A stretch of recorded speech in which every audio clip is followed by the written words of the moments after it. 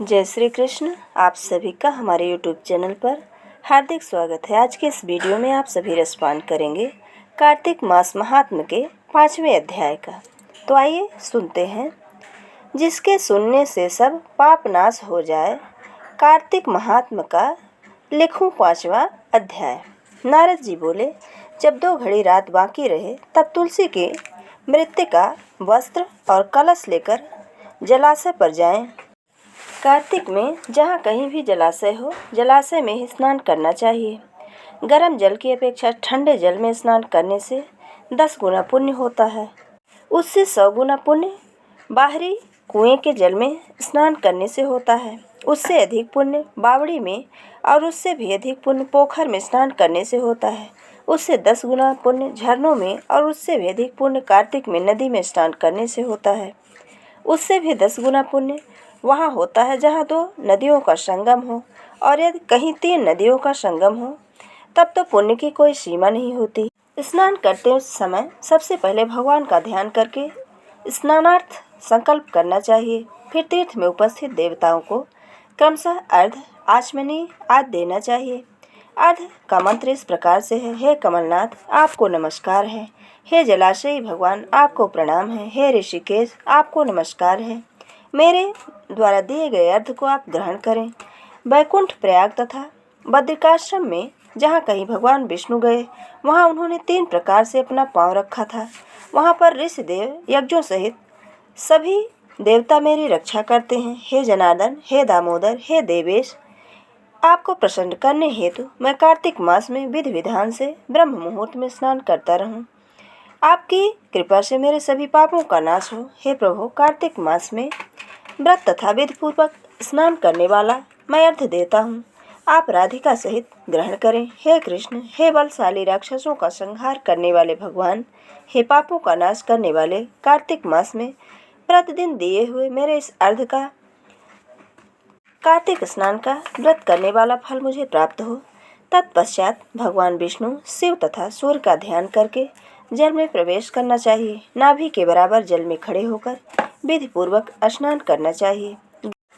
गृहस्थी को तिल और आंवले का चूर्ण लगाकर तथा विधवा स्त्री व यति को तुलसी की जड़ में मिट्टी लगाकर स्नान करना चाहिए। सप्तमी, अमावस्या, नवमी, त्रयोदशी, द्वितीया, दशमी आदि तिथियों को आंवला तथा तिल से स्नान करना वर्जित है। स्नान करते हुए निम्न शब्दों का उच्चारण करना चाहिए। जिस भक्तिभाव से भगवान ने देवताओं के कार्य के लिए 3 प्रकार का रूप धारण किया था, वही पापों का नाश करने वाले भगवान विष्णु अपनी कृपा से मुझे पवित्र बनाएं।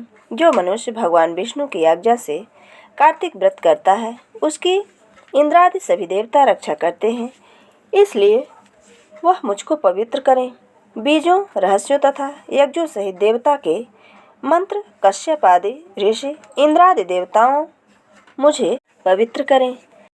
आदित्य आदि सभी नारियां, यज्ञ सिद्ध सर्प और समस्त औषधियां व तीनों लोकों के पहाड़ मुझे पवित्र करें। इस प्रकार कहकर स्नान करने के बाद मनुष्य को हाथ में पवित्र धारण कर देवताओं, ऋषियों, मनुष्यों तथा पितरों का विधिपूर्वक तर्पण करना चाहिए। तर्पण करते समय तर्पण में जितने तिल रहते हैं उतने वर्ष पर्यंत व्रती के पितृगण स्वर्ग में वास करते हैं। इसके बाद व्रती को जल से निकलकर शुद्ध वस्त्र धारण करना चाहिए। सभी तीर्थों के सारे कार्यों से निवृत्त होकर पुनः भगवान विष्णु का पूजन करना चाहिए। सभी तीर्थों के सारे देवताओं का स्मरण करके भक्ति पूर्वक सावधान होकर चंदन, फूल और फलों के साथ भगवान विष्णु को फिर से अर्घ्य देना चाहिए। अर्घ्य के मंत्र इस प्रकार से हैं। मैंने पवित्र कार्तिक मास में स्नान किया। हे विष्णु, हे राधा के साथ आप मेरे दिव्य अर्घ्य को ग्रहण करें। तत्पश्चात चंदन, फूल और तांबूल आदि से वेद पाठी ब्राह्मणों का श्रद्धा पूर्वक पूजन करें और बारंबार नमस्कार करें। ब्राह्मणों के दाएं पांव में तीर्थ का वास होता है, मुंह में वेद और समस्त अंगों में देवताओं का वास होता है। अपने कल्याण की इच्छा रखने वाले मनुष्य को इनका न तो अपमान करना चाहिए और न ही इनका विरोध करना चाहिए। फिर एकाग्र चित्त होकर भगवान विष्णु की प्रिय तुलसी जी की पूजा करनी चाहिए। उनकी परिक्रमा करके उनको प्रणाम करना चाहिए। कहना चाहिए कि हे देवी, हे तुलसी, हे देवताओं ने ही प्राचीन काल से तुम्हारा निर्माण किया है और ऋषियों ने तुम्हारी पूजा की है। हे देवी तुलसी, हे देवताओं, कि प्रिया, आपको नमस्कार है, आप मेरे समस्त पापों को नष्ट करो। इस प्रकार जो मनुष्य भक्तिपूर्वक कार्तिक व्रत का अनुष्ठान करते हैं वे संसार के समस्त सुखों को भोगकर अंत में मोक्ष को प्राप्त होते हैं। ये थी कार्तिक मास महात्म्य के 5वें अध्याय की कथा। अगर हमारी ये कथा आपको अच्छी लगे तो लाइक ज़रूर करें और कमेंट बॉक्स में जय श्री कृष्ण लिखना बिल्कुल ना भूलें। जय श्री कृष्ण। धन्यवाद।